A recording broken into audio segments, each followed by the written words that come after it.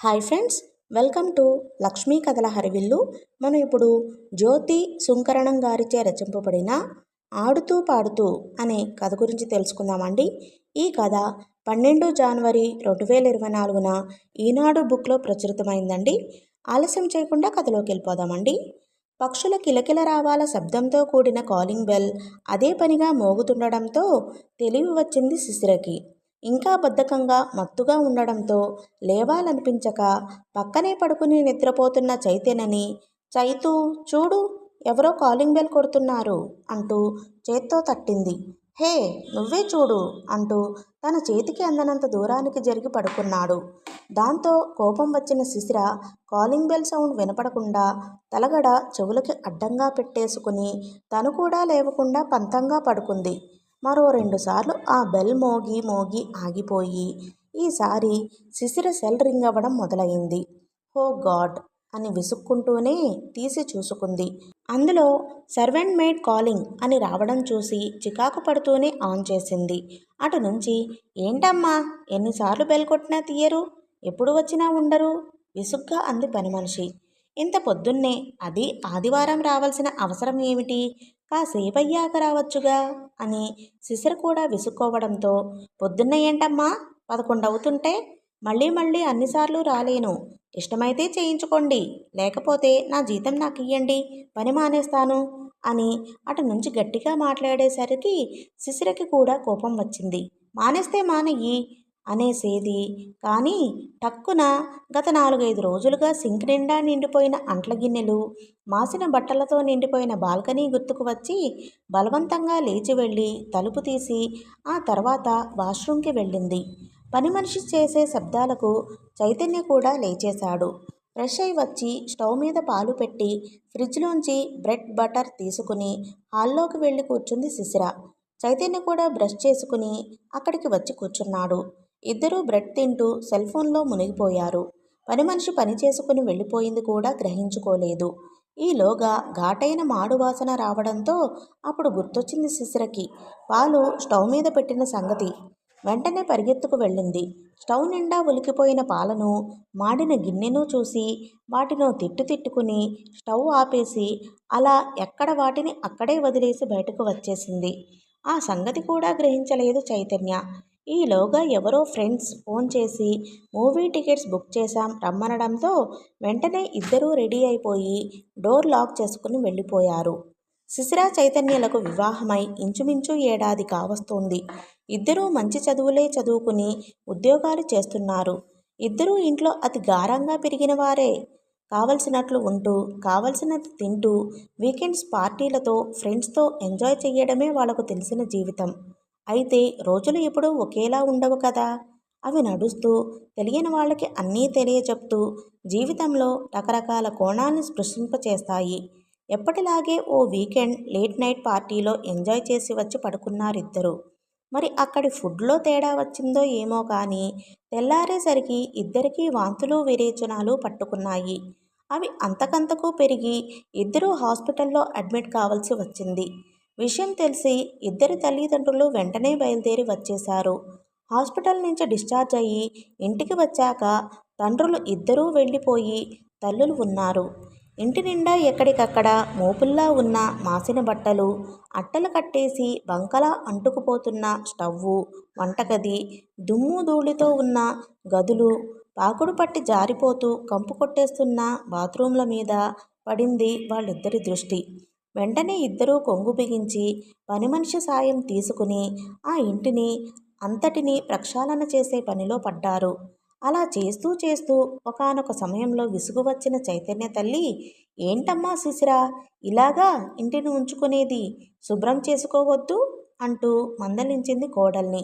ఆ మాటల్ని కోడలు పట్టించుకున్నా పట్టించుకోకపోయినా కోడలి తల్లి మాత్రం వెంటనే పట్టించుకుని, అంత చదువుకుని ఉద్యోగం చేస్తూ అంత సంపాదిస్తున్నది ఇల్లు శుభ్రం చేస్తూ కూర్చోవడానికా వదినగారు? అయినా మీ అబ్బాయి ఆఫీసు నుంచి మా పిల్ల కంటే ఓ అరగంట ముందే వచ్చి ఓ అరగంట ఆలస్యంగా వెళ్తాడట కదా, తను చెయ్యొచ్చు కదా అంటూ సాగదీసింది. హా, భలే చెప్తున్నారు.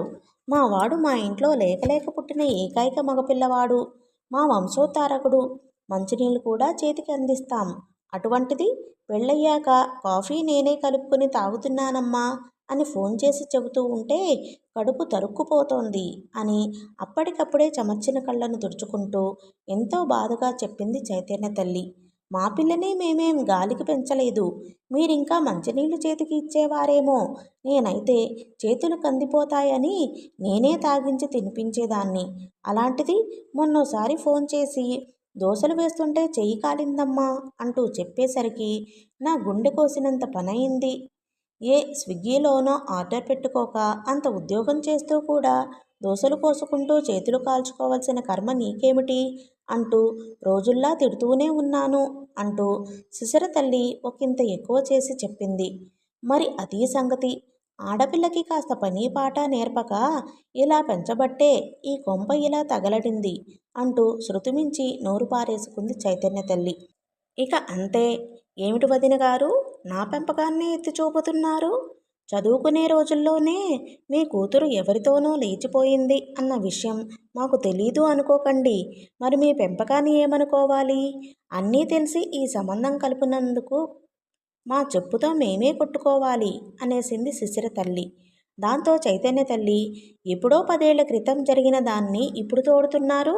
అలా చూసుకుంటే మీ శిశిరకి మావాడి కన్నా ముందే ఎంగేజ్మెంట్ అయ్యిందని, వాడితో కొన్నాళ్ళు తిరిగిందని, అక్కడ వ్యవహారం చెడి మా దగ్గరకు వచ్చారని తెలిసి మరీ చేసుకున్నాం. అందుకు మాకు ఈ శాస్త్ర జరగాల్సిందే అంటూ తోకతొక్కిన త్రాచల్లే లేచింది. ఇలా ఇద్దరూ శృతిమించిపోవడంతో అటు చైతన్య శిశిర కూడా అంత నీరసంలోనూ లేచి వచ్చి ఎవరి తల్లిని వాళ్ళు చెరో గదిలోకి లాక్కుపోయారు. ఇక అప్పటి నుండి ఆ ఇద్దరి తల్లుల మధ్య మాటల యుద్ధం మొదలయ్యింది. అది రోజురోజుకి పెరుగుతూనే ఉంది. బాబూ చైతన్య, కొంచెం అది అందుకో ఇది అందుకో అంటూ అతని తల్లి చూస్తూ ఉండగా పని చెప్తూ శిశిర తల్లి రెచ్చగొడుతూ ఉంటే దానికి ప్రతీకారంగా, అమ్మా శిశిర, కాస్త ఈ కూర తరిగి పెట్టమ్మా, కాఫీ కలపమ్మా అంటూ చైతన్య తల్లి కోడలికి వాళ్ళ అమ్మ చూస్తుండగా పనులు చెప్పి కక్ష తీర్చుకుంటుండేది. ఒకరోజు ఏదో ఆఫీస్ వర్క్ సీరియస్గా చేసుకుంటున్న చైతన్య దగ్గరికి శిశిర తల్లి వచ్చి, బాబూ చైతు, పొద్దున్న పని మనిషి రాలేదు, కాస్త వాషింగ్ మెషిన్లో బట్టలు వేసేయి అని చెప్పింది. అది విన్న చైతన్య తల్లి, ఇంట్లో ఇంతమంది ఆడవాళ్ళం ఉంటే పనిమాలా వెళ్ళి అల్లుడికి బట్టలు తక్కమని చెబుతావా? నువ్వసలు ఆడదానివేనా అంటూ శివాలెత్తేసింది. అసలే కొద్ది రోజులు లీవ్లో ఉండిపోవడంతో ఆఫీస్ వర్క్ ఎక్కువై చికాకులో ఉన్నాడేమో. చైతన్యకు కూడా అత్తగారి ధోరణి కోపాన్ని తెచ్చిపెట్టింది. సర్లే పెద్దవాళ్ళు ఏమైనా అంటే శిశిర ఫీల్ అవుతుంది అని ఊరుకుంటే మీరు చాలా ఎక్కువ చేస్తున్నారండి ఆంటీ. ఇక మీదట ఏ పనులు చెప్పాలనుకున్నా మీ అమ్మాయికే చెప్పండి, నాకు కాదు అంటూ చాలా సీరియస్గా చెప్పేశాడు. ఎప్పుడూ ఎదురు మాట్లాడని అల్లుడు అలా అనేసరికి ఒక్కసారి తెల్లబోయింది శిశిర తల్లి. అది అలా బుద్ధి వచ్చేలా గడ్డిపెట్టు అంది ఆనందంగా చైతన్య తల్లి. ఏంటాంటీ, మా అమ్మను పట్టుకుని అలా అంటున్నారు? ఏం, మీరు నాకు పని చెప్పగా లేనిది మీ అబ్బాయికి మా అమ్మ చెప్తే మీకు రోషం వచ్చిందా? అప్పటి వరకు వేరే గదిలో ఉన్న శిశిర వచ్చి విసురుగా అంది. అదేమిటి, మీ అమ్మకు లేకపోతే పోయే, నీకు కూడా లేదా? నువ్వు కట్టుకున్న మొగుడి మీద గౌరవం? వాడిని చులకనగా చూస్తుంటే మందలించాల్సింది పోయి మీ అమ్మను వెనకేసుకుని వస్తావా అంటూ కోడలి మీద విరుచుకుపడింది చైతన్య తల్లి. చిన్నప్పటి నుంచి పెంచి పెద్ద చేసి నా బాగోగులు చూసిన మా అమ్మను వెనకేసుకుని రాకపోతే నిన్న కాక మొన్న వచ్చిన మీ అబ్బాయిని మిమ్మల్ని వెనకేసుకుని వస్తానా అంటూ శిశిర కూడా అత్తగారి మీద అరిచింది. నువ్వు మీ అమ్మని వెనకేసుకుని వచ్చి ఆవిడ మాటే వింటే ఇక మీ కాపురం తగలడినట్లే అంది చైతన్య తల్లి.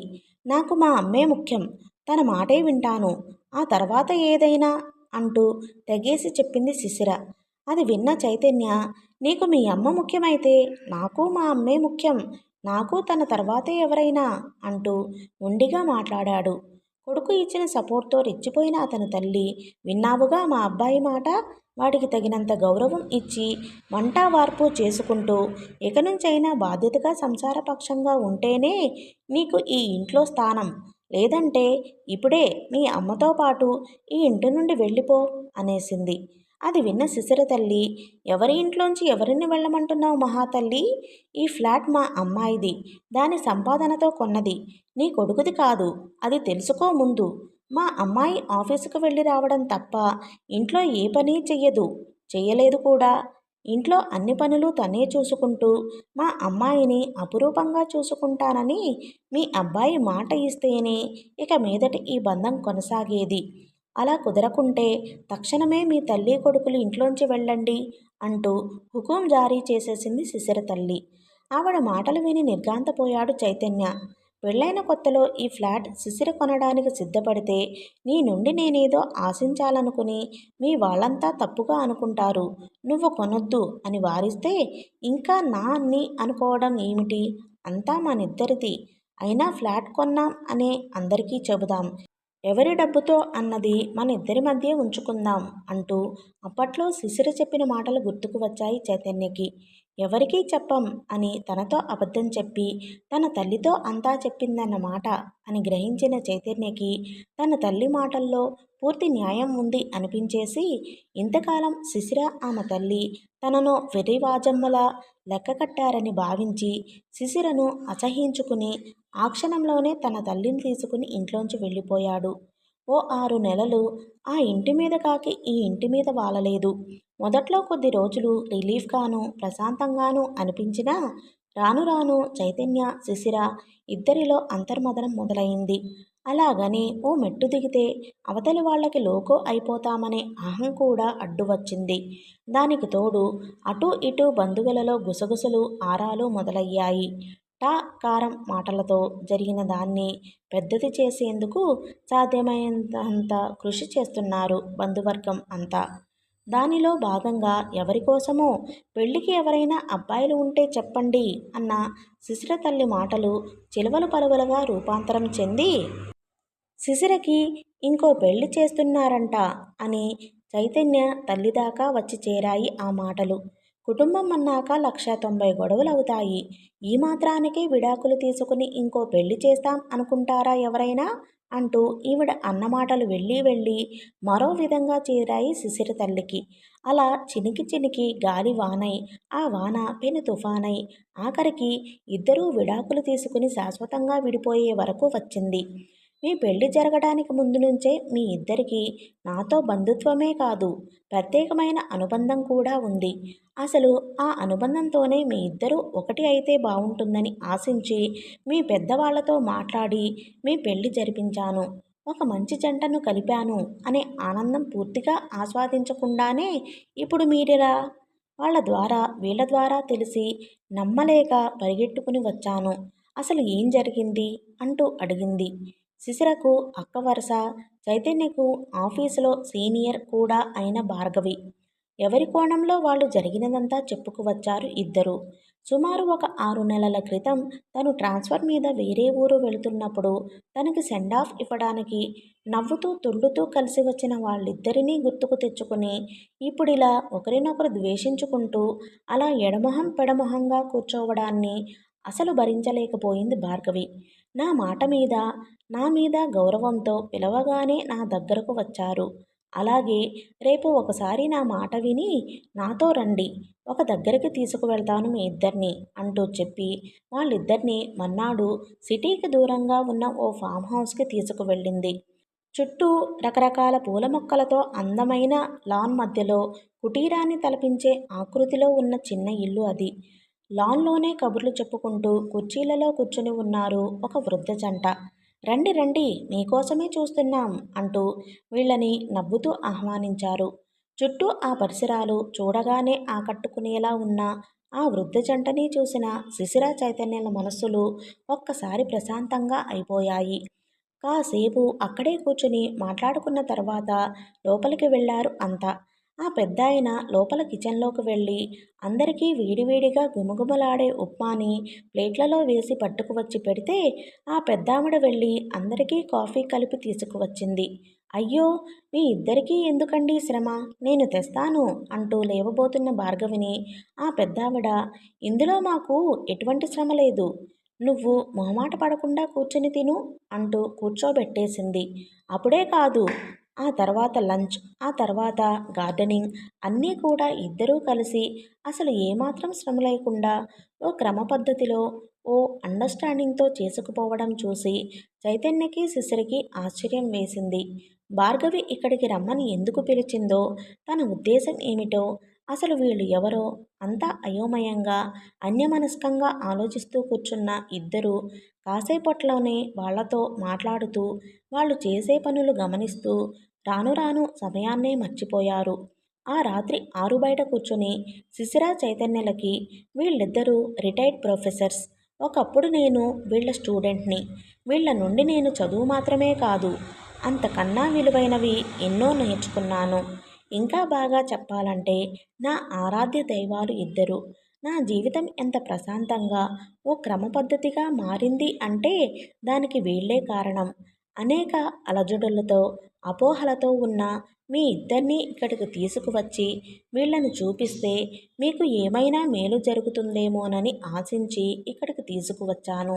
ఇద్దరూ కూడా ఉన్నత విద్యావంతులు, మంచి హోదాలో ఉద్యోగాలు చేసిన వాళ్ళు. అది కూడా ఆ రోజుల్లో. ఆడపిల్లలని ప్రాథమిక విద్యే చదివించని ఆ రోజుల్లో నేనింత చదువుకుని ఉద్యోగం చేస్తూ కూడా ఇంటి పని, వంట పని చెయ్యాలా అని ఆవిడ అనుకున్నా, నేను మగవాణ్ణి, నేనెందుకు ఇంట్లో పని చెయ్యాలి అని ఆయన అనుకున్నా, ఈరోజు ఇద్దరూ ఇంత ఆనందంగా ఉండేవారు కాదు. వీళ్ళకి 3 పిల్లలు, అంతా మంచి మంచి పొజిషన్లలో ఉన్నవాళ్లే. ఎప్పుడు కావాలంటే అప్పుడు వాళ్ళ దగ్గరికి వెళ్ళి వాళ్లతో సరదాగా గడిపి వచ్చేస్తుంటారు. నేను నా భర్త కూడా వీళ్ళను చూసి ఆ జీవన శైలినే అలవాటు చేసుకున్నాం. ఇప్పుడు మీ విషయాన్ని తీసుకుంటే మీ ఇద్దరి అవగాహన లోపం, మీ పెద్దవాళ్ల తొందరపాటు తప్ప మీరిద్దరూ విడిపోయేంత భయంకర పరిస్థితులు మీ మధ్య లేవు. అతిగారం, శృతి మించిన మీ పేరెంట్స్ కేరింగ్తో కష్టపడే తత్వం మీలో లేకుండా పోయింది. పెళ్లి చేసుకుని విడిగా కాపురం పెట్టాక ప్రతి కుటుంబంలోనూ ఉండే రోజువారీ పనిపాటలు, అవసరాలు, భార్యాభర్తలుగా చేసుకోవాల్సిన సర్దుబాట్ల గురించి అస్సలు అవగాహన లేకపోవడం వలన అతి చిన్న విషయాలే ఈరోజు మీ వివాహాన్ని విచ్ఛిన్నం చేసుకునే పరిస్థితికి తీసుకువచ్చాయి. పిల్లలు ఆనందంగా ఒకరికొకరుగా బతకాలని కాక, ఏది ఎలా పోయినా పని చెయ్యకుండా కూర్చుంటే చాలనుకునే మీ అమ్మానాన్నల అతి ప్రేమ, అహంకారం అగ్నికి ఆజ్యం పోశాయి. వయసు పైబడినా ఒంట్లో ఓపిక లేకపోయినా కేవలం ఇద్దరి మధ్య ఉన్న అర్థం చేసుకునే గుణం, అనవసర అహాల జోలికి పోకుండా ఒకరికొకరు సహాయం చేసుకునే తత్వం వలన వీళ్ళిద్దరూ ఇంకో మనిషి అవసరం లేకుండా హాయిగా ఆడుతూ పాడుతూ పనిచేసుకుంటూ ఆనందంగా ఉన్నారు. ఆ రోజులు వేరు, ఆ తరం వేరు.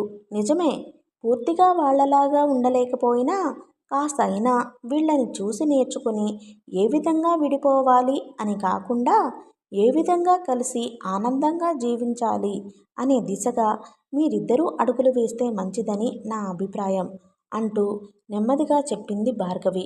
ఆ మర్నాడు ఉదయమే శిశిర, చైతన్యలు ఇద్దరూ దూరంగా పూల మొక్కల మధ్య కూర్చొని మాట్లాడుకుంటూ ఉండడం చూసి మంచి మార్పుకి పునాదులు పడుతున్నాయన్న మాట అనుకుని సంతోషించింది. ఓకే ఫ్రెండ్స్, కథ సమాప్తమైపోయిందండి.